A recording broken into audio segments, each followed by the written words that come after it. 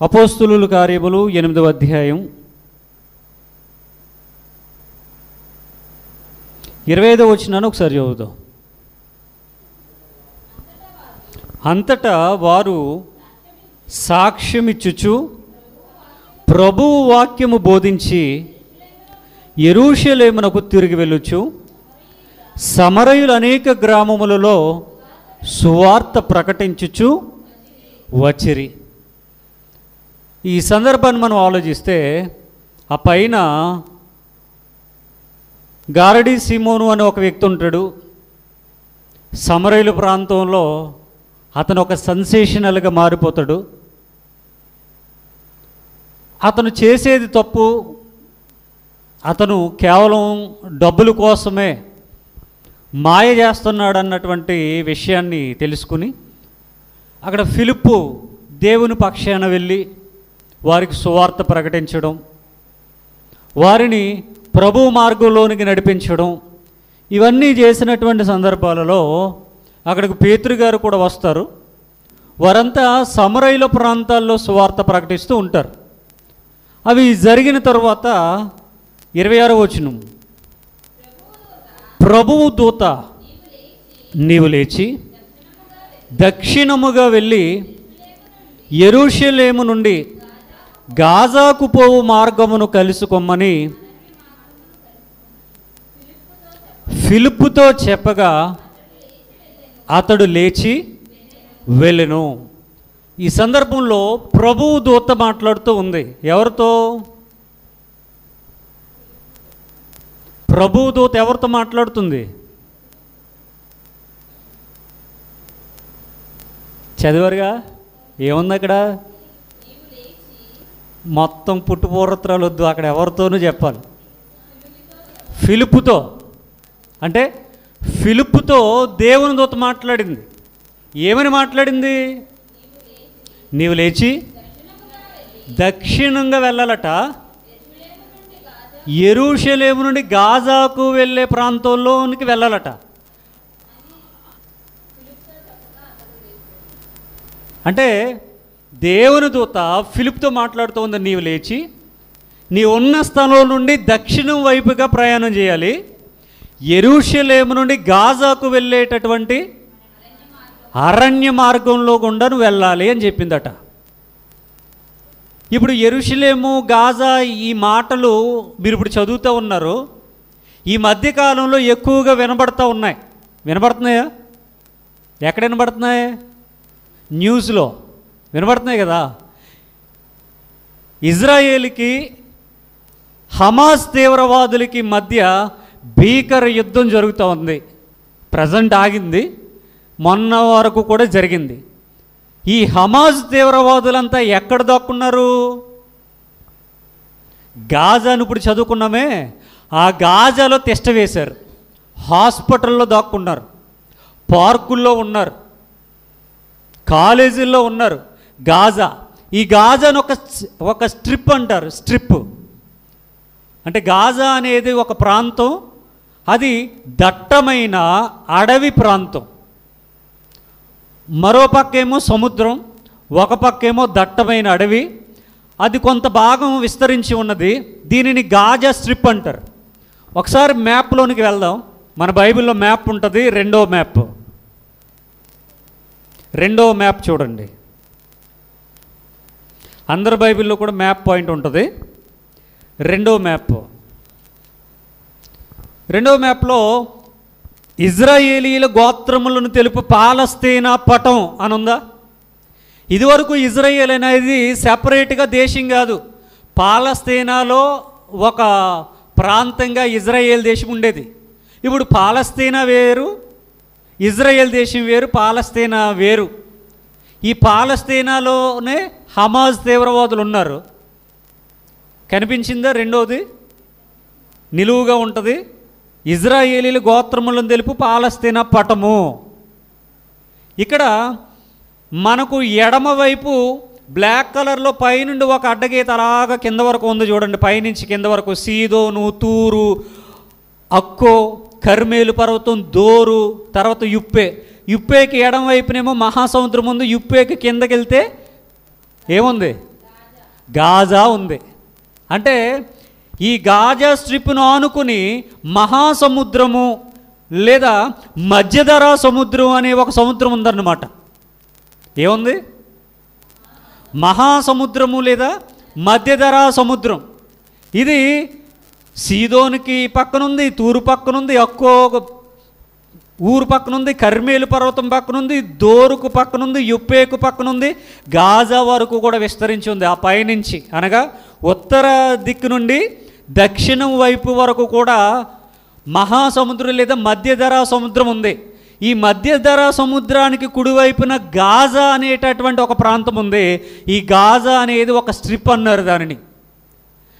ఈ మధ్య హమాజ్ తీవ్రవాదులంతా గాజాలోనే ఉన్నారు. మొన్నటి వరకు జరిగినటువంటి భీకర యుద్ధంలో ఇజ్రాయేలీలు ఈ గాజా పట్టణాన్ని ముట్టడి వేసి యుద్ధం చేసి గాజాను ఇజ్రాయేల్లో కలిపేసుకున్నారు. ఒకప్పుడు ఇది పాలస్తీనాకు సంబంధించినటువంటి భూభాగం. ఇప్పుడు ఇది స్టిల్ టుడే గాజా అనేది ఇజ్రాయేల్ భూభాగంలో ఒక భూభాగం. వీళ్ళు కలిపేసుకున్నారు. ఎందుకంటే హమాజ్ తీవ్రవాదులు వచ్చి అక్కడ తిష్ట వేసుకుని ఇజ్రాయేలీల్ని వాళ్ళని చంపుతున్నారు, వాళ్ళ మీద యుద్ధాలు చేస్తున్నారు. కనుక ఆ గాజాను ముట్టడి వేసి దానిని హస్తగతం చేసుకుని హమాజ్ తీవ్రవాదులను చంపేసి ఈ గాజా ఇప్పుడు ఇజ్రాయేలీల గుప్పిట్లో ఉంది. ఇది ఎక్కడుంది అంటే ఈ గాజా అనేది మధ్యధరా సముద్రానికి కుడివైపున ఆ దట్టమైన అడవి ప్రాంతం, కొండలు, ఒక పక్కంతా సముద్రంతో నిండినటువంటి భూభాగం అని చెప్పానే. తర్వాత ఇది ఈ పక్కన మధ్యలో యెరూషలేము అని ఒక ప్రాంతం పేరు కనబడుతుంది. 12 నెంబర్ ఉంది. మరి మీకు నెంబర్ ఉందో లేదో నాకు తెలియదు, కానీ యెరూషలేము అనే ప్రాంతం కూడా కనబడుతుంది. ఉందా? ఎంతమందికి కనబడింది? యెరూషలేం అంటే ఇప్పుడు యెరూషలేం అన్న దగ్గర ఒక చిన్న టిక్ పెట్టుకోండి. గాజా అనే దాని దగ్గర కూడా ఒక టిక్ పెట్టుకోండి. గాజా, యెరూషలేం. ఇప్పుడు వాక్యం దగ్గరకు వద్దాం. ఎక్కడ? అపోస్తుల కార్యములు 8వ అధ్యాయము 26వ వచనం.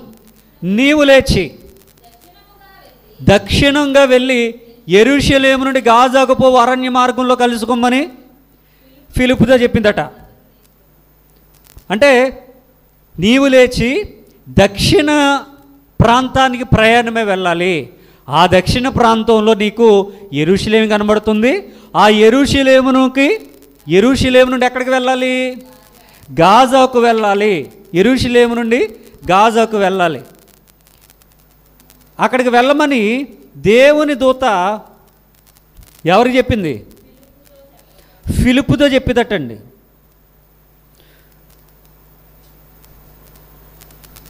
ఫిలిప్పుతో చెప్పగా ఇప్పుడు ఇతను ఏం చేశాడు? అతడు లేచి ప్రయాణం చేసుకుంటూ వెళ్ళిపోయాడండి. తర్వాత ఇప్పుడు మరలా నేను అడిగినప్పుడు మ్యాప్ దగ్గరికి రండి. యెరూషలేము నుండి గాజాకు వెళ్ళాడు. ఫిలిప్పుతో చెప్పగా అతడు వెళ్ళాను.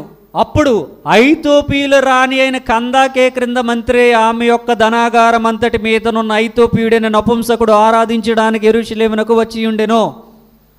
అయ్య బాబోయ్ అంటున్నారా?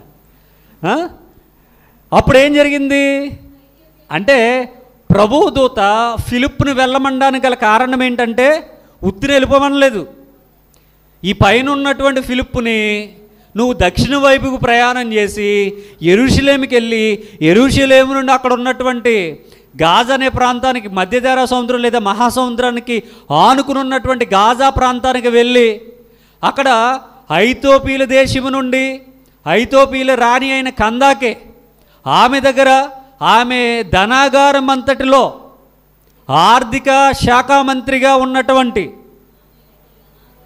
నపుంసకుణ్ణి కలుసుకోవడానికి వెళ్ళమని చెప్పినటువంటి కారణాన్ని మనం ఆలోచించాలి. అంటే ఇతడంటే ఐతోపీయుల రాణి అని కందాకే క్రింద మంత్రిగా ఆమె యొక్క ధనాగారం అంతటి మీదనున్న ఐతోపీయుడే నపుంసకుడు ఉన్నాడే. ఇతడు ఎక్కడి నుండి ఎక్కడ వస్తున్నాడు? ఎక్కడి నుండి ఎక్కడికి? ఐతోపీయుల దేశము నుండి. ఐతోపీయులు అనగా ఇథియోపియా అని మీరు గూగుల్లో సెర్చ్ చేయండి, లేదా ఇథియోపియా ఆర్ ఐథియోపియా. ఐథియోపియా అని కొట్టినా లేదా ఇథియోపియా అని కొట్టినా మీకు గూగుల్లో ఓపెన్ అవుతుంది, గూగుల్ మ్యాప్లో వస్తుంది. ఈ ఐథియోపియాల దేశము నుండి ఈ నపుంసకుడు యెరూషలేం వస్తూ ఉన్నాడట. ఎందుకు? ఆరాధించడానికి వస్తున్నాడట. ఐథియోపియాల దేశం ఎక్కడుంది? ఇథియోపియా కానీ ఐథియోపియా కానీ అంటే మనకి అన్నీ కనపడవు. కానీ ఒకసారి గూగుల్ మ్యాప్లోనికి వెళ్దాం. ఇది నేను వీడియో అప్లోడ్ చేసిన తర్వాత ఒకసారి చూద్దరు. కానీ వీడియో అప్లోడ్ పెట్టిన తర్వాత ఒకసారి చూద్దరు. అందులో గూగుల్ మ్యాప్లు ఇవన్నీ కూడా నేను రెడీ చేసి పెట్టాను. ఇవన్నీ మీరు యూట్యూబ్లో డైరెక్ట్గా వీడియో కనబడుతుంది మీకు, అప్పుడు చూడండి. ఇక్కడ సోమాలియా దేశం అని ఎవరన్నా పేరు విన్నారా? సోమాలియా విన్నారా? సోమాలియా దేశం అది ఒక దేశం. యెమెన్ అనేటటువంటి పేరు విన్నారా? యెమెన్ మీకు బైబిల్ మ్యాప్లో కనబడుతుంది, నేను గూగుల్ మ్యాప్లో మాట్లాడుతున్నాను. యెమెన్ అనేటటువంటి ఊరి పేరు విన్నారా ఎక్కడైనా? పోనీ ఈజిప్ట్ విన్నారా? ఈజిప్ట్ అంటే ఐగుప్తు దేశం. తర్వాత సూడాన్ దేశం పేరు విన్నారా? సిరియా విన్నారా? సిరియా దేశం పేరు. ఇరాక్ విన్నారా? ఇంకా టర్కీ దేశం విన్నారా? దేశం పేరు టర్కీ. ఇంకేం దేశాలు ఉన్నాయి? కెన్యా దేశం విన్నారా? యుగాండా దేశం పేరు విన్నారా? వీటన్నిటికీ మధ్యలో ఉంటుంది ఐథియోపియాల దేశం. కెన్యాకి, యెమెన్కి, సౌదీ అరేబియాకి, కువైట్కి, ఇరాక్కి, సిరియాకి, జోర్దాన్కి, ఈజిప్ట్కి, సూడాన్కి, సౌత్ సూడాన్కి, కెన్యాకి, సోమాలియాకు, యుగాండాకు మధ్యలో ఉంటుంది ఇథియోపియాల దేశం. ఐథియోపియాల దేశం వాళ్ళు నీగ్రోస్ అంటారు. వారిని నల్లగా ఉంటారు. ఎంత నల్లపు అంటే చెప్పలేనంత నల్లగా ఉంటారు, చాలా నల్లగా ఉంటారు. వీళ్ళు ఇతడు అక్కడ నుండి బయలుదేరి ఎక్కడికి వస్తున్నాడు? యెరూషలేంకి వస్తున్నాడు. సుమారుగా ఇతడు ఓడ మీద ప్రయాణం చేయాలి అంటే 3 రోజులు 15 గంటలు పడుతుంది. 3 రోజులు 15 గంటలు నాన్ స్టాప్గా ఓడ మీద ప్రయాణం చేస్తే అప్పుడు ఓడలే కదా. ఇప్పుడంటే బోల్డ్ అని ఉన్నాయి. అంటే సముద్ర ప్రయాణంలో ఇతడు 3 రోజులు 15 గంటలు ఓడ ప్రయాణం చేస్తేనే తప్ప ఇథియోపియాల దేశం నుండి యెరూషలేం ప్రాంతానికి రాడు. అంటే చాలా దగ్గర ప్రదేశమా? చాలా దూరం ప్రదేశమా? చాలా దూరం. ఎంత దూరం? మన ఇంటి దగ్గర నుండి దేవుని మందిరానికి వస్తాం. ఎంత దూరం ఇది?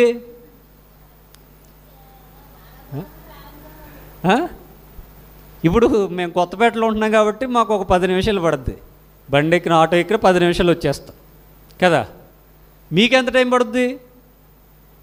నడిస్తే 1 నిమిషం, నడవకపోతే ఇంక రాము ఎప్పటికీ కదా. ఇంటి దగ్గర బయలుదేరి దేవుని మందిరానికి వెళ్ళాలి, ప్రార్థనకి వెళ్ళాలి, సెమినార్కి వెళ్ళాలి అని నడిస్తే 1 నిమిషంలో వచ్చేస్తారు. నడవకపోతే ఇంకెప్పుడు రారు కదా. కానీ ఇతను దేవుని మందిరానికి, దేవుణ్ణి ఆరాధించడానికి ఎక్కడి నుండి ఎక్కడికి ప్రయాణం చేశాడు? ఐథియోపియాల దేశం మొదలుకుని యెరూషలేం ప్రాంతానికి వస్తున్నాడు. సముద్రంలో ఓడ నాన్ స్టాప్గా నడిస్తే 3 రోజులు 15 గంటలు పడుతుందట ప్రయాణం. ఖర్చు అవుద్దా? ఏమన్నా ఫ్రీయేనా? ఇతని ప్రయాణానికి ఖర్చు అవుద్దా? చాలా ఖర్చు అవుద్ది. మన ప్రయాణానికి ఏమైనా ఖర్చు అవుద్దా? నాకు అవుతుందేమో తప్ప మీకైతే అవుతుంది కదా. అంటే మనం చాలా దగ్గరలో ఉన్నాం, దేవుని మందిరానికి దగ్గరలో ఉన్నాం, కానీ మనం సమయాన్ని సద్వినియోగం చేసుకోం. కానీ ఎంతో సుదూర ప్రాంతం, 3 రోజులు ప్రయాణం అంటే మాట్లాడండి. మనం 1 గంట జర్నీ చేస్తే ఇంకా ఆ రోజు దేవుని మందిరానికి సెలవు అంతే. ఈరోజు నైట్ బైబిల్ తరగతి ఉంటుందిగా, పొద్దున్న ఫంక్షన్కి వెళ్ళి వచ్చారు అంతే, ఇంక రారు కదా.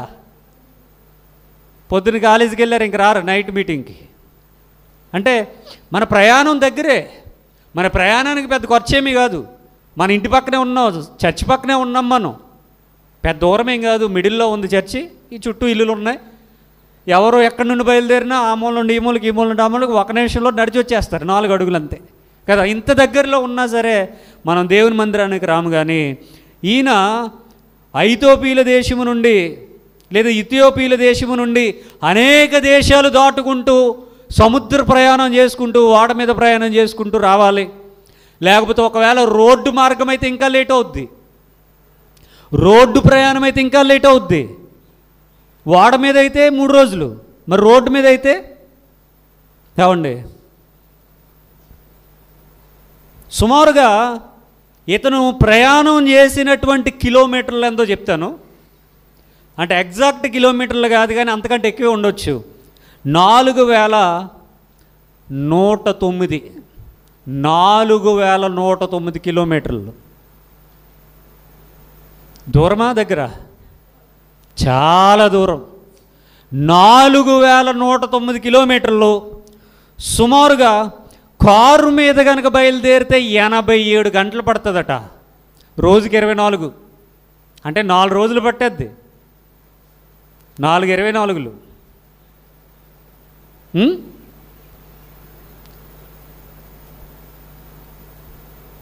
4 రోజులు పడుతుంది. దేని మీద ప్రయాణం చేస్తే?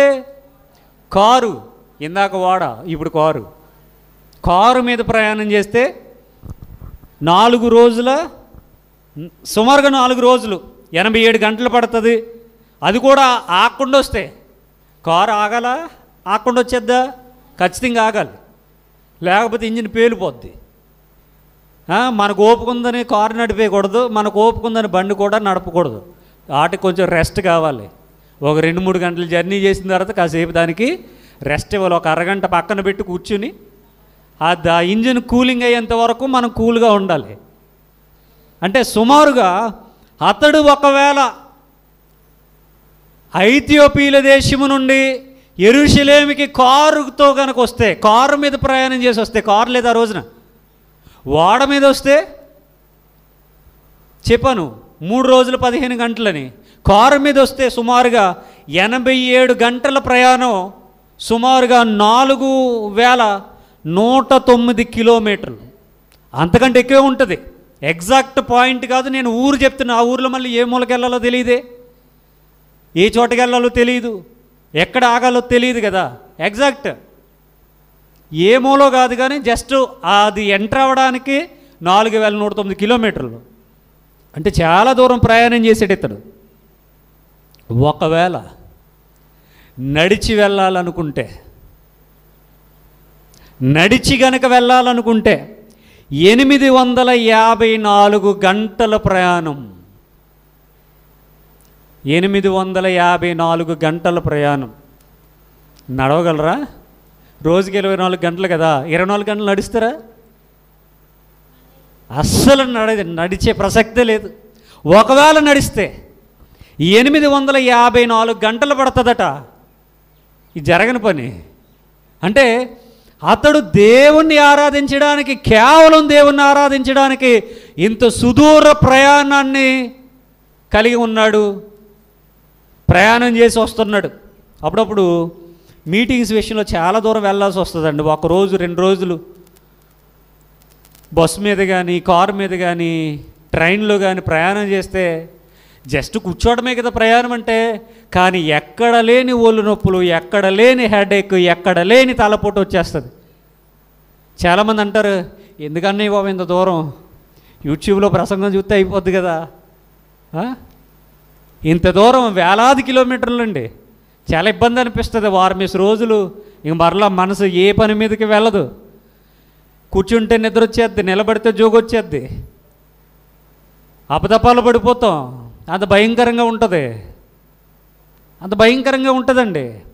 అలాంటిది కేవలం యెరూషలేము రావడానికి, దేవుని ఆరాధించడానికి ఇతడు ప్రయాణం చేసినటువంటి ప్రయాణం చాలా గొప్పది.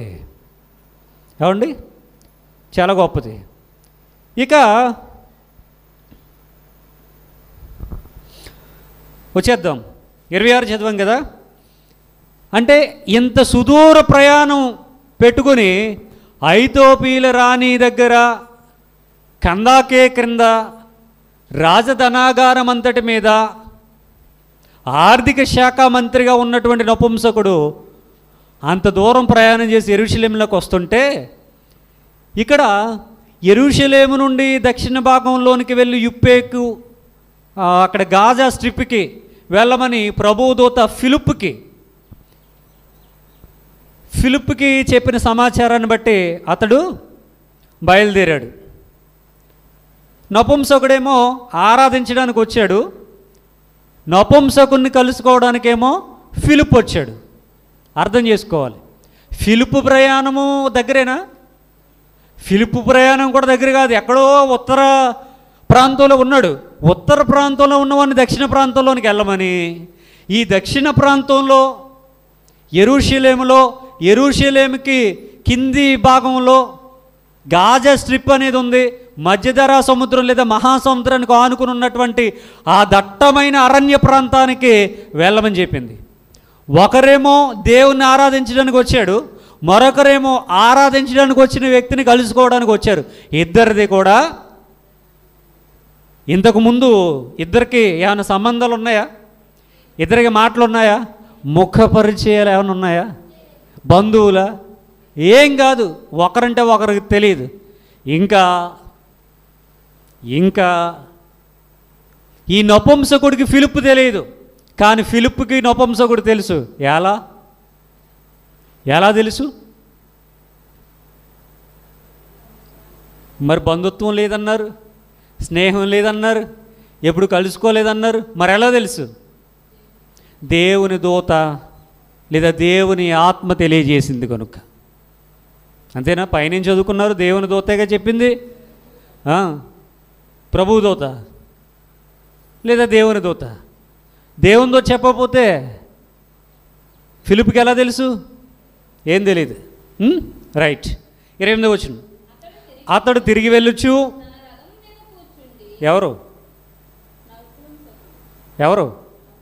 నపుంసకుడు. అతడు తిరిగి వెళ్ళొచ్చు, తన రథం మీద కూర్చుండి ప్రవక్త అయిన యెషయా గ్రంథం చదువుచుండెను. మన ఇంట్లో కూర్చుంటేనే బైబిల్ చదవం, ఇతను రథం మీద కూడా బైబిల్ చదివేస్తున్నాడట. ఇంట్లో ఉన్నప్పుడు బైబిల్ చదువుతామా? చదవం. రైలు ప్రయాణంలో 4 రోజులు ట్రైన్లోనే ఉండాలి. టైంపాస్కి పల్లీలు తింటాం, టైంపాస్కి సమోసాలు తింటాం, టైంపాస్కి న్యూస్ పేపర్ చూద్దాం, టైంపాస్కి ఫేస్బుక్ చూస్తాం, టైంపాస్కి వాట్సాప్ చూస్తాం, టైంపాస్కి ఊరందరితో బాతాకాని పెడతాం. కానీ బైబిల్ పట్టుకుని మాత్రం దాన్ని ఓపెన్ చేయటం, చదవటం ఇలాంటి ప్రయత్నాలు మాత్రం ఎప్పుడూ చేయం. కానీ అంత సుదూర ప్రయాణం, 4 రోజుల ప్రయాణం అనుకోండి. 4 రోజులు రథం మీద ప్రయాణం. రథం అంటే కారు అనుకుందాం కదా, కారులో 4 రోజులు అంటే ఇది 6 రోజులు అయి ఉండొచ్చు. మరి గుర్రాలకి నీళ్ళు పెట్టాలా, మేత వేయాలా, వాటికి రెస్ట్ కావాలా? అంటే కనీసం 6 నుండి 8 రోజులు పట్టి ఉండొచ్చు. ఎవరికి? నపుంసకుడికి. ఎక్కడికి రావడానికి? ఎక్కడి నుండి రావడానికి? ఐథియోపియా దేశము నుండి యెరూషలేములోకి రావడానికి సుమారుగా 6 నుండి 8 రోజులు పట్టింది. ఎవరికి? నపుంసకుడికి. వచ్చిన పని అయిపోయింది. దేవుని ఆరాధించాడట. ఆరాధించిన తర్వాత ఇప్పుడు తిరిగి ప్రయాణం అవుతూ రథం మీద కూర్చుని అతని చేతిలో ప్రవక్త అయిన యెషయా గారు రాసినటువంటి గ్రంథం ఉందట. ఆ గ్రంథాన్ని విప్పి చదువుతూ ఉన్నాడట. 29. అప్పుడు ఆత్మ ఫిలిప్పుతో, నీవు ఆ రథము దగ్గరకు పోయి దానిని కలుసుకొనమని చెప్పాను. ఫిలిప్పు దగ్గరకు పరిగెత్తుకొని పోయి అతడు ప్రవక్త అయిన యెషయా గ్రంథం చదువుచుండగా విని, నీవు చదివినది గ్రహించుచున్నావా అని అడిగాను. ఫర్ యువర్ ఇన్ఫర్మేషన్, ఈయనకి రావడానికి సుమారుగా వారం నుండి 8-9 రోజులు పట్టిందే. అతని కార్యక్రమం ముగించుకుని మరలా ప్రయాణం అయ్యాడే. మరి ఆయనకి రావడానికి టైం పడుతుందా పట్టదా? నువ్వు వెళ్ళి కలుసుకుంటే ఎలా కలిసేసుకున్నాడు వచ్చి? నువ్వు వెళ్ళి మాట్లాడేంటి ఎలా మాట్లాడేసాడు వచ్చి? ఇతనికి రథం ఉందా, కారు ఉందా, వాడుందా, ఏముంది? ఏం లేదు. మరి నడిచి ఎలా వచ్చాడు? ఎలాగ రాగలిగాడు? ఎలాగ తెలుసుకున్నాడు? ఎలాగ మాట్లాడగలుగుతున్నాడు?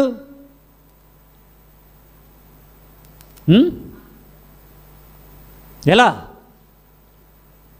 అక్కడ మాయమైపోయి ఇక్కడ ప్రత్యక్షమయ్యాడా? అలాంటి శక్తులు ఏమైనా ఉన్నాయా? శిష్యులు ఎవరికి లేవు. ఆ దేవునికి తప్ప ఇంకెవరికి సాధ్యం కాదు. అది రథం ఎక్కునోడికే వారం రోజులు పట్టిందే. ఆ రథం మీద ఉన్నవాడిని కలుసుకోవడానికి ఉత్తర ప్రాంతం నుండి దక్షిణ ప్రాంతానికి రావడం అంటే అది అంత సులువా? కనీసం 4 రోజులైనా పడుతుందిగా. ఎలాగొచ్చాడు మరి? ఎలా వచ్చాడంటే ఆ ఫిలిప్పు అక్కడే ఉన్నాడు. ఫిలిప్పు ఆత్మను దేవుడు పట్టుకొని తీసుకొచ్చి ఒక మనిషిగా ఆయనకు చూపిస్తూ ఉన్నాడు. ఆ ఫిలిప్పు అక్కడే ఉన్నాడు.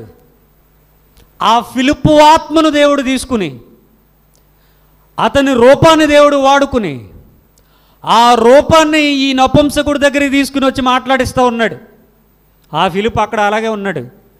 ఇక్కడికి ఫిలిప్పు రూపం వచ్చింది. ఫిలిప్పు రూపం మాట్లాడుతూ ఉంది. ఫిలిప్పు రూపం వేరు, ఫిలిప్పు వేరా? ఫిలిప్ అన్నా ఫిలిప్పు రూపం అన్నా ఒకడే కనుక ఫిలిప్పు అని రాశారు. నేను వేరు, నా రూపం వేరా?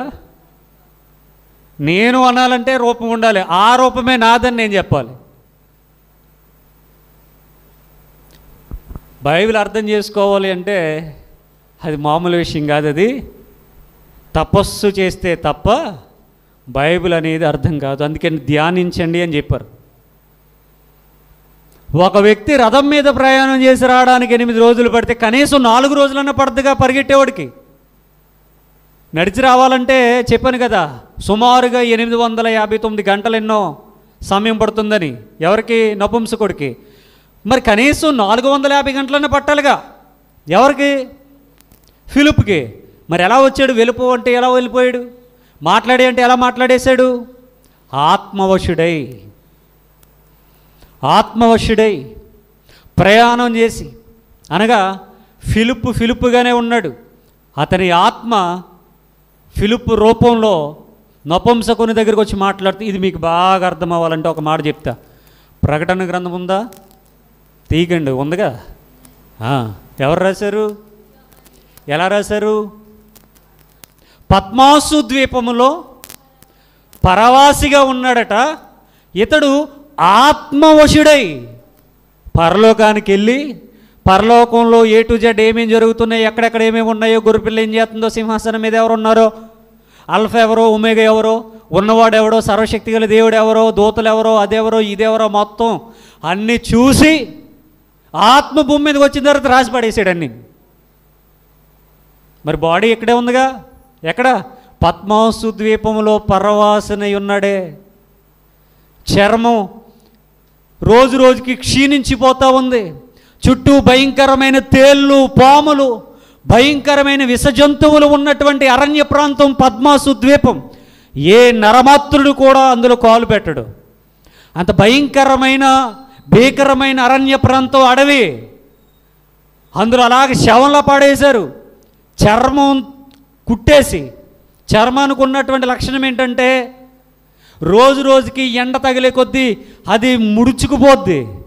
లోపల ఉన్నటువంటి వ్యక్తి ఎముకలు అన్నీ కూడా పట్పట్మంటూ ఇరిగిపోయి ముద్దగా మారిపోయి శవంగా మారిపోవాలి తప్ప బ్రతకడానికి అవకాశం లేదు.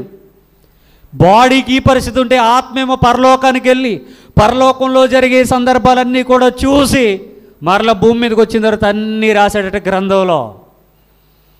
యోహాను బాడీ ఎక్కడుంది? ఆత్మ పరలోకం వెళ్ళింది. సేమ్ అక్కడ ఫిలిప్పు ఉన్నాడు. ఫిలిప్పు ఆత్మ ఇక్కడికి వచ్చింది. కొన్ని ప్రత్యేకమైన సందర్భాలు అలా జరుగుతాయి. ఏమండి, అర్థం చేసుకోవాలి. అతడు తిరిగి వెళ్ళుచు తన రథము మీద కూర్చుండి, అంటే నపుంసకుడు కూర్చున్నాడట. ప్రవక్త అయిన యెషయా గ్రంథాన్ని చదువుతూ ఉన్నాడట. అప్పుడు ఆత్మ ఫిలిప్పుతో, నీవు ఆ రథము దగ్గరకు పోయి దానిని కలుసుకొనమని చెప్పాను. ఫిలిప్పు దగ్గరకు పరిగెత్తుకుని పోయి ఎలా వెళ్ళిపోయాడండి? అదే చెప్పాను నేను. రథం మీద కూర్చుని నపుంసకుడు గ్రంథము చదువుతూ ప్రయాణమై వెళ్తూ ఉన్నాడు. గుర్రాలు స్పీడ్గా పరిగెడతాయా, స్లోగా పరిగెడతాయా? గట్టిగానే పరిగెడతాయి కదా, స్పీడ్గానే పరిగెడతాయి కదా. అంత స్పీడ్గా గుర్రాలు, రథాలు పరుగు పరుగున వెళ్తూ ఉంటే, దాని మీద కూర్చుని ఆయన గ్రంథం చదువుతూ ఉంటే, మరి పక్కన ఫిలిప్ ఏం చేశాడు? పరిగెడుతున్నాడు. గుర్రాలతో సమానంగా, రథంతో సమానంగా, రథం మీద కూర్చుని ఉన్నవాడితో సమానంగా మాట్లాడుతూ పరిగెడతా ఉన్నాడు. అంటే ఎలాగ పరిగెట్టగలడు? నువ్వు నేను పరిగెడతా మాట్లాడగలమా? అడగగలమా? సమాధానాలు చెప్పగలమా? అసలు పరిగెట్టగలమా? గుర్రంతో సమానంగా ఏ మగాడు పరిగెడతాడండి? ఎవడు పరిగెడతాడు గుర్రాలతో సమానంగా? జరిగే పనేనా అది? జరిగే పనేనా? గుర్రాలతో సమానంగా ఎవరో పరిగెట్టలేరు కదా. మరి ఫిలిప్ ఎలా పరిగెడతా ఉన్నాడు? ఆత్మవశుడు పరిగెడతా ఉన్నాడు.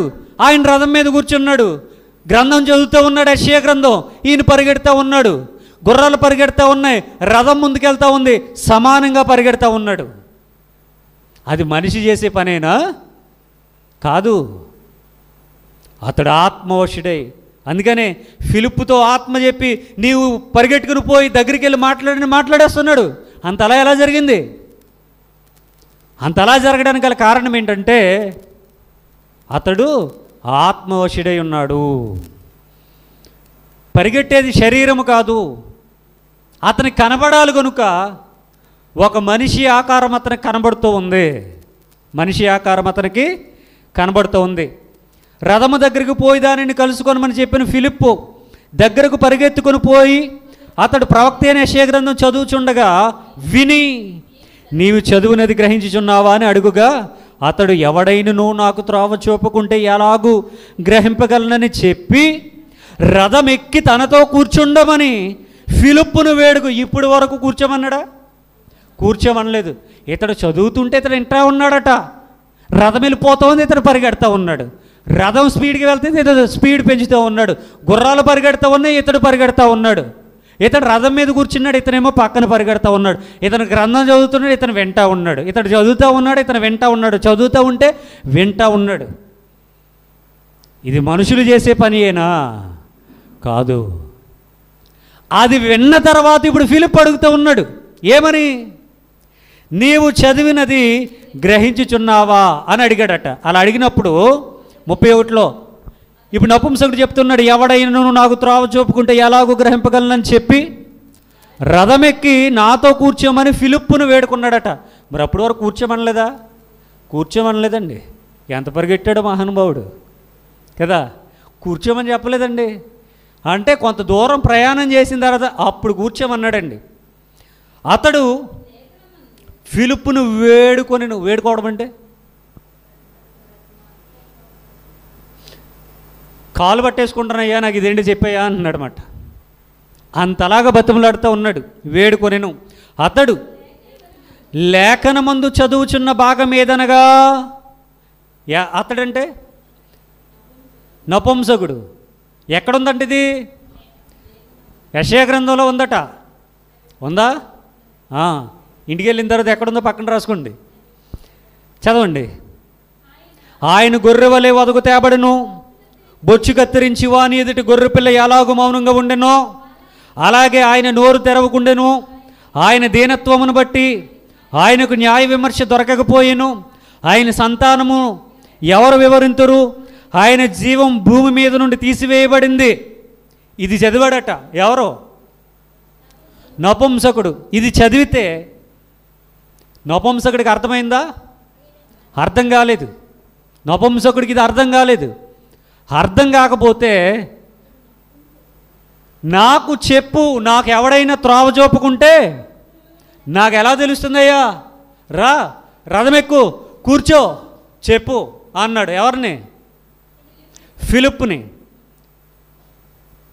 అప్పుడు నపుంసకుడు 34 ప్రవక్త ఎవరిని గూర్చి ఇలాగ చెప్పుచున్నాడు? తన్ను గూర్చియా వేరొకను గూర్చియా? దయచేసి నాకు తెలుపమని ఫిలిప్పుని అడిగాను. మనకు బైబిల్ చదివేటప్పుడు ఏం రావాలి తెలుసా? డౌట్ రావాలి. ఇతడికి వచ్చిందా? మనకి జీవితంలో ఎప్పుడు డౌట్ రాదు. ఎందుకని? మనం చదవం కనుక. బాగా చదివితే స్కూల్లో బాగా చదివేవాడికి డౌట్ వస్తుందండి. చదవనోడికి అసలు ఏ డౌట్ ఎప్పుడు ఏమీ రాదు. ఎందుకని ఆడు చదవడు కదా. టీచర్ అడిగాడు అనుకో, అరే నీకేమైనా డౌటా, నాకు అస్సలు డౌట్ లేదండి అన్నాడంటే ఇంకా వెంటనే అర్థమైపోవాలి ఏమని, వీడు అస్సలు చదవడు, వీడికి అందుకు ఏ డౌట్ రాదని. చదివేవాడికి ఏదో డౌట్ వస్తూనే ఉంటుంది, తెలుసుకునే జిజ్ఞాస. ఇప్పుడు ఇతనికి వచ్చినటువంటి డౌట్ ఏంటంట, ప్రవక్త ఎవరి గురించి ఇలా చెప్తున్నాడు, ఇలాగంటే పైన చెప్పారు కదా, ఇలాగ చెప్పుచున్నాడు తనను గురించి. అంటే ప్రవక్త అంటే యెషయా గారి గురించి చెప్పుకుంటున్నాడా, వేరొకని గురించి చెప్తున్నాడా? దయచేసి నాకు తెలపమని ఫిలిప్ని అడిగాడట. అందుకు ఫిలిప్పు నోరు తెరచి అంటే ఫిలిప్పు గారు స్టార్ట్ చేశారు ఇప్పుడు చెప్పడం. ఆ లేఖనమును అనుసరించి అతనికి యేసును గూర్చిన సువార్త ప్రకటించెను. పాత నిబంధనలో యెషయా గ్రంథం నుండి యేసును గూర్చినటువంటి సువార్తను ప్రకటించారట. ఎవరు? ఫిలిప్పు గారు. ఎవరికి? నపుంసకునికి. పాత నిబంధనలో యేసుక్రీస్తు గురించి ఉంటుందా? ప్రవక్తల గ్రంథములు, కీర్తనల గ్రంథము, మోషే ధర్మశాస్త్రము నన్ను గూర్చి సాక్ష్యం ఇచ్చుచున్నారు అన్నారా? అన్నారుగా. అంటే పాత నిబంధన అంతా కూడా ఎవరి కోసం రాయబడింది? యేసుక్రీస్తు కోసమే వ్రాయబడింది. కానీ ఆ సందర్భాలన్నీ కూడా యేసుక్రీస్తు కోసమని మనం అనుకోమంతే, ఎవరి కోసమో అనుకుంటాం. అవన్నీ యేసుక్రీస్తు కోసమని మనం ఎప్పుడు కూడా అనుకోవడం లేదు. ఇంకా సువార్త ప్రకటించాడట ఫిలిప్పు. ఎవరికి? నపుంసకునికి. వారు త్రోవలో వెళ్ళుచుండగా నీళ్లున్న ఒక చోటికి వచ్చినప్పుడు, అంటే వాక్యం విన్న తర్వాత ఏం చేయాలి? బాప్తిస్మం తీసుకోవాలి. వాక్యం విన్న తర్వాత మారు మనసు వచ్చింది దీనికి. ఎవరికి? నపుంసకునికి. వాళ్ళిద్దరూ కూడా ప్రయాణమే వెళ్తూ ఉన్నారట. అలాగ త్రోవలో వెళ్ళుచుండగా నీళ్లున్న ఒక చోటుకు వచ్చారట. నీళ్లున్న చోటు అంటే చెరువో నదో ఏదో సరస్సో ఏదో పెద్దది. అంటే అప్పుడు చెరువులు కాదు కానీ పెద్ద పెద్ద నదిలే. నీళ్లున్న ఒక చోటుకు వచ్చారట. అలా వచ్చినప్పుడు నపుంసకుడు అంటున్నాడు, ఇదిగో నీళ్ళు, నాకు బాప్తిస్మం ఇచ్చుడు ఒక ఆటంకమేమని అడిగి రథము నిలుపమని ఆజ్ఞాపించెను.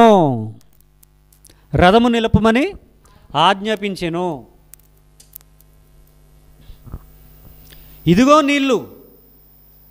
నీళ్ళు అంటే నీళ్ళున్న ఒక చోటుకు వచ్చారట. ఆ చోటుకు వచ్చిన తర్వాత రథాన్ని నిలపమన్నాడట. అంటే రథాన్ని ఆప్ చేయమన్నాడు. స్టాప్ అన్నాడన్నమాట. స్టాప్ అన్న తర్వాత ఆ రథాన్ని ఆపారు. ఇదిగో నీళ్ళు, నాకు బాప్తిజం ఇవ్వడానికి నీకేమన్నా ఆటంకమా ఏంటి, నీకేమైనా ప్రాబ్లమా అని అడుగుతున్నాడు. నాకు బాప్తిజం ఇవ్వడానికి నీకేమైనా ప్రాబ్లమా అని అడుగుతూ ఉన్నాడు.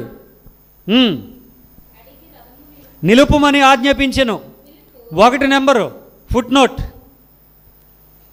కొన్ని ప్రాచీన ప్రతుల్లో ఫిలిప్పు నీవు పూర్ణ హృదయముతో విశ్వసించిన ఎడల పొందవచ్చునని చెప్పాను. యేసుక్రీస్తు దేవుని కుమారుడని విశ్వసించుచున్నానని ఉత్తరమించును అని కూర్చబడి ఉన్నదే. ఇవిగో నీళ్ళు, నాకు బాప్తిస్మం ఇవ్వడానికి ఏమైనా ఆటంకమా అంటే అక్కడ ఏమన్నాడట, బాప్తిస్మం ఇమ్మని చెప్పి రథాన్ని ఆప్ చేయమన్నాడు, ఆజ్ఞాపించింది. దీనికి అర్థం పెట్టాడు. కొన్ని ప్రాచీన ప్రతుల్లో ఫిలిప్ అంటున్నాడు, నీవు పూర్ణ హృదయంతో విశ్వసించిన ఎడలా. నీ హృదయంలో ఎవరు ఉండాలట? యేసుక్రీస్తు ఉండాలి. ఎలా ఉండాలి? పూర్ణ హృదయం అంతా ఉండాలి. నీ హృదయంలో దేవుడు ఉండాలి. నీ పూర్ణ హృదయంతో విశ్వసించిన ఎడలా పొందొచ్చు, బాప్తిజం తీసుకోవచ్చు. నీకు ఏమైనా ఆటంకం అన్నాడుగా, నాకు ఎలాంటి ఆటంకం లేదు, నీ హృదయంలో యేసు ఉంటే నేను బాప్తిజం ఇస్తాను నీకని చెప్పాడట. పొందవచ్చును.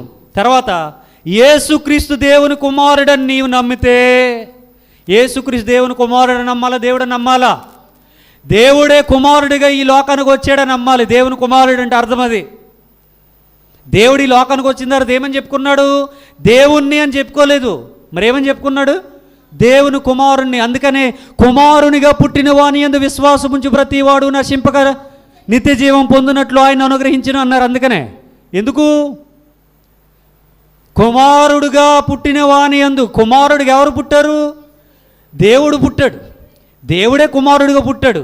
అంటే ఇప్పుడు యేసుని ఏమని అంగీకరించాలన్నాడు? దేవుని కుమారుడు నువ్వు నమ్ముతున్నావా? దేవుని కుమారుడు అంటే అర్థం ఏంటి?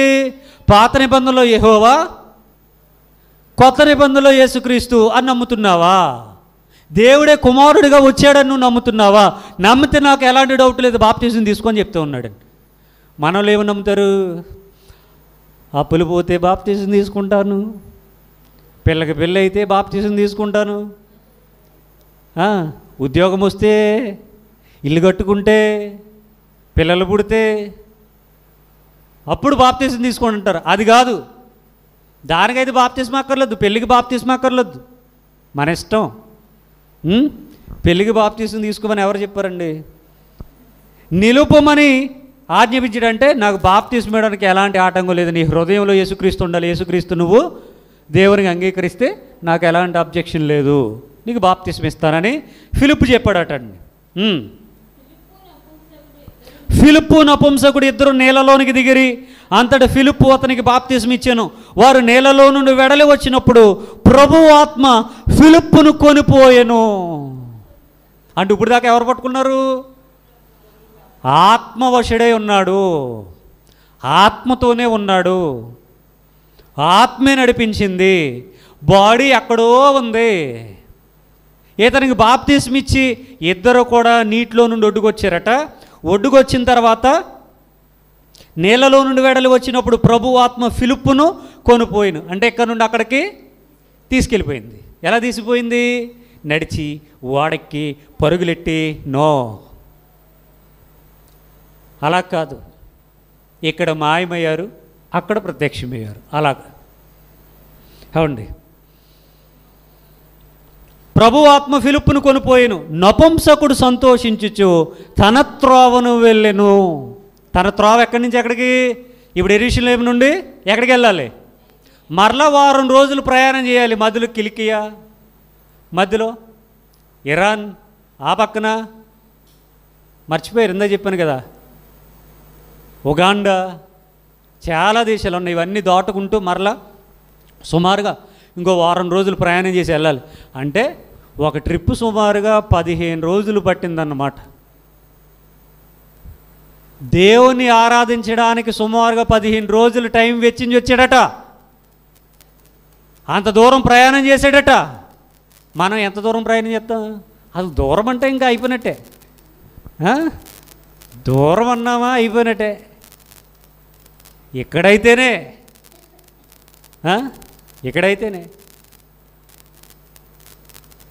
ఎక్కడైనా మనకు నచ్చితే వస్తాం, రావాలనుకుంటే వస్తాం, లేకపోతే ఇంటి దగ్గరే ఉంటాం, లేకపోతే పనికి వెళ్ళిపోతాం. పని లేకపోతే పక్క వాళ్ళతో కబుర్లన్నీ చెప్తాం. కానీ అంటే మన భక్తికి నపుంసకుడి భక్తికి చాలా వ్యత్యాసం ఉంది. ఫిలిప్ ఏమో ఆత్మవశుడై కొనిపోయాడు, నపుంసకుడేమో సంతోషించు తన త్రోవను వెళ్ళాడట. అతడు ఫిలిప్పును మరి ఎన్నడూనో చూడలేదు. ఎందుకంటే వేలాది కిలోమీటర్ల దూరం. అయినా ఫిలిప్ ఏమో ఒరిజినల్ బాడీతో లేడు, ఆత్మవశుడిగా ఉన్నాడు. ఇతడేమో శరీరంతో ఉన్నాడు. ఫిలిప్పును మరలా ఎప్పుడు కూడా చూడలేదట నపుంసకుడు, చూడలేదు. అయితే ఫిలిప్పు అజోతులో కనబడను. అదేంటి ఇక్కడ మిస్ అయిపోయినాడు? అజోతులోనికి ఎలా వెళ్ళిపోయాడు? అజోతు ఎక్కడుంది? ఎందుకని మరలా మ్యాప్లోనికి రండి. మ్యాప్లోనికి వస్తే క్రొత్త నిబంధన కాల పాలస్తీనా పక్కన ఉంది చూడండి. ఎక్కడ? ఇజ్రాయేలీల గోత్ర ఆ పక్క మ్యాప్లో 3వ మ్యాప్, మొత్తానికి 3వ మ్యాప్ ఉందా? క్రొత్త నిబంధన కాలపు పాలస్తీనా ఉందా? దానికి ఈ మ్యాప్లో కింద మృత సముద్రం ఉంది. మృత సముద్రానికి పక్కన ఇదూమయ ఉంది. ఇదూమయకు పైన హెబ్రోన్ ఉంది.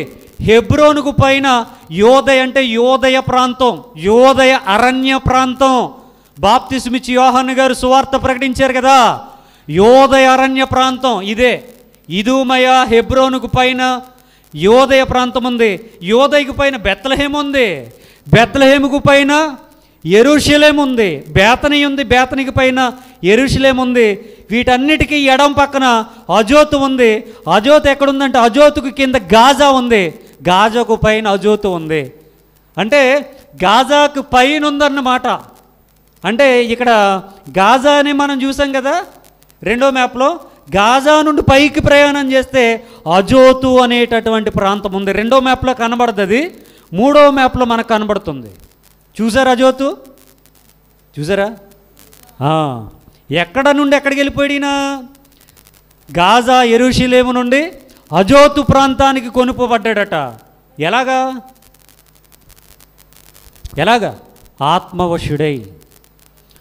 ఆత్మవశుడై కొనుక్కోబడ్డాడు.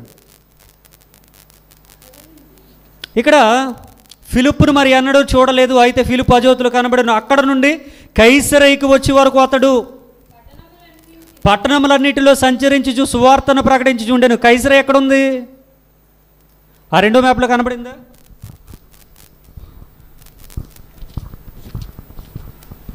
కైసరయ్య కనబడిందా? పైకి వెళ్ళిపోయారు అనుకోండి, బాగా పైకి. హెర్మోను పర్వతం ఉందా? దమస్కు ప్రాంతం ఉందా? పైన మీకు రైట్ సైడ్లో పైన, ఆ కింద చూడండి ఫిలిప్పుదైన కైసరయ్య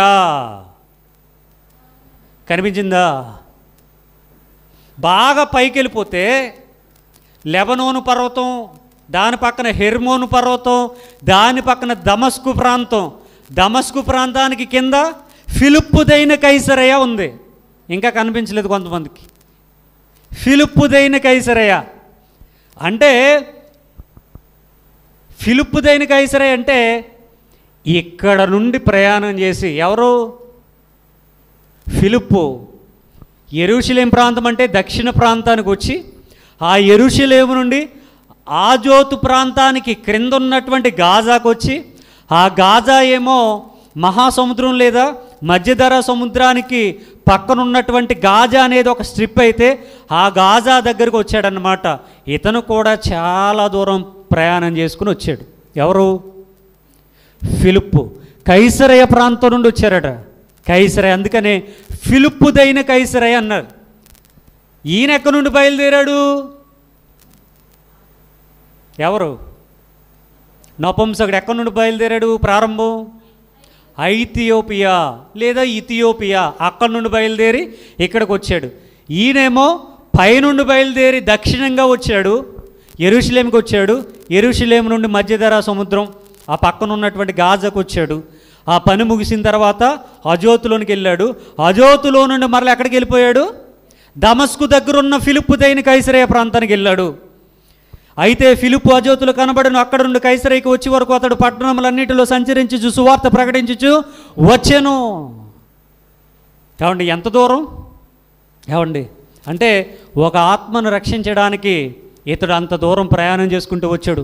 ఆత్మవశుడై ప్రయాణం చేసుకుంటూ వచ్చాడు. ఇతడేమో ఎవరు? కైసరయ్య నుండి ఈ కింది ప్రాంతానికి ఈయన ప్రయాణం చేసుకుంటూ వచ్చాడు. ప్రియమైన దేవుని వర్లారా, ఇప్పటి వరకు విన్నటువంటి సంగతి అనగా, ఒక ఆత్మను రక్షించడానికి ఫిలిప్పు గారి యొక్క ప్రయాస, రక్షణ పొందడానికి నపుంసకుడు ప్రయాస, ఇది రెండు గొప్పవే. అయితే ఈ ఫిలిప్పు గారు ఆత్మవశుడై వచ్చాడు కనుకనే ఇతన్ని క్యాచ్ చేయగలిగాడు, పట్టుకోగలిగాడు. ఎవరు? ఫిలిప్పు గారు ఆత్మవశుడై వచ్చాడు కనుక. లేకపోతే రథం మీద ప్రయాణం చేసేవాడిని నడిచి పరిగెట్టుకుని ఎవడు కూడా క్యాచ్ చేయలేడు. కాబట్టి విన్నటువంటి యొక్క వాక్యం మీ యొక్క హృదయంలో భద్రం చేసుకోవాలని కోరుతూ నా మాటలు ముగిస్తున్నాను. శ్రద్ధగా విన్నటువంటి మీ అందరికీ మన ప్రభువును లోకరక్షకుడైనటువంటి యేసుక్రీస్తు వారి ఘనమైన నామమున నా యొక్క హృదయపూర్వక వందనాలు తెలియజేస్తూ ఉన్నాను. అందరికీ వందనాలు.